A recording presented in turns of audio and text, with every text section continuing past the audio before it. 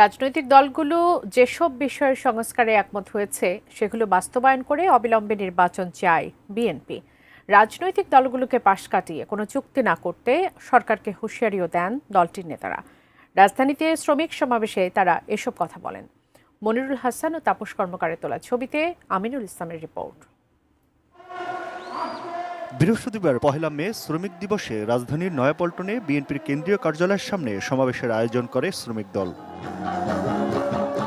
বেলা ২টায় সমাবেশ শুরু হওয়ার কথা থাকলেও তার অনেক আগেই নয়াপল্টনে নেতাকর্মীদের মিলনমেলায় পরিণত হয়।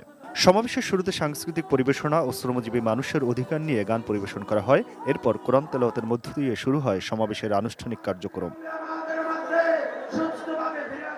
বারবার সরকার এসেছে, কিন্তু শ্রমিকদের ন্যায্য পাওনা কেউ দিতে পারেনি, এমন মন্তব্য করে বিএনপির নেতারা শ্রমিকদের দাবি আদায়ে বেশ কয়েকটি দফা তুলে ধরেন। অবাধ গণতান্ত্রিক ট্রেড ইউনিয়ন অধিকার চাই, সকল শ্রমিককে শ্রম আইনে অন্তর্ভুক্ত করতে হবে।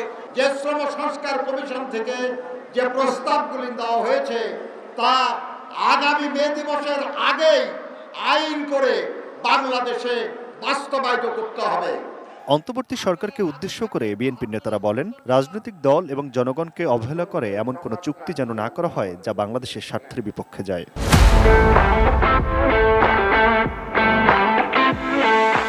আপনারা সেই সরকার জনগণকে প্রকাশ করেন, সেটা কি জনগণের পক্ষে না বিপক্ষে?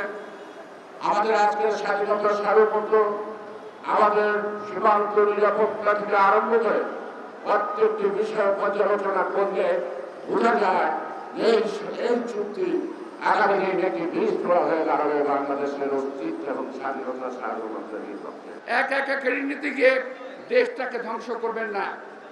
আমরা চাই সামনে বিএনপি সামনে কিন্তু দলের না, শুধু দেশের দুর্দিন কিন্তু খুব মারাত্মকভাবে গিয়ে আসছে। আমরা ফ্যাসিস্টদের বিরুদ্ধে কথা বলতে বলতে নিজেরাই ফ্যাসিস্ট হয়ে যাচ্ছে কিনা একটু খেয়াল রাখা দরকার। যেসব সংস্কারে রাজনৈতিক দলগুলো একমত হয়েছে তা সামনে নিয়ে দ্রুত নির্বাচনের ব্যবস্থা করার দাবি জানিয়ে বিএনপি মহাসচিব মির্জা ফখরুল ইসলাম বলেন, রাজনৈতিকভাবে একটা অস্বাভাবিক অবস্থায় আছে দেশ।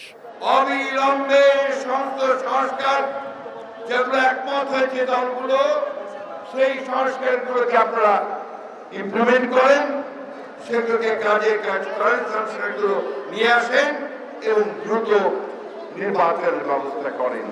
যেগুলোতে একমত হবে না সেগুলোর মধ্যে চার্টার অফ রিফর্মকে সই করে তা পরবর্তী পার্লামেন্টে পাস করার ব্যবস্থা করেন।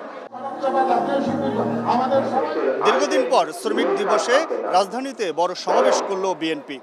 এই সমাবেশে দলটির নেতারা বলছেন, স্বৈরাচার পতনের পর এখন ভোটের অধিকার প্রতিষ্ঠার মাধ্যমে জনগণের জবাবদিহিমূলক সরকার হবে এখন প্রধান লক্ষ্য, এবং সেই লক্ষ্যে বর্তমান সরকারকে সঠিক সিদ্ধান্ত নেওয়ারও দাবি জানান তারা।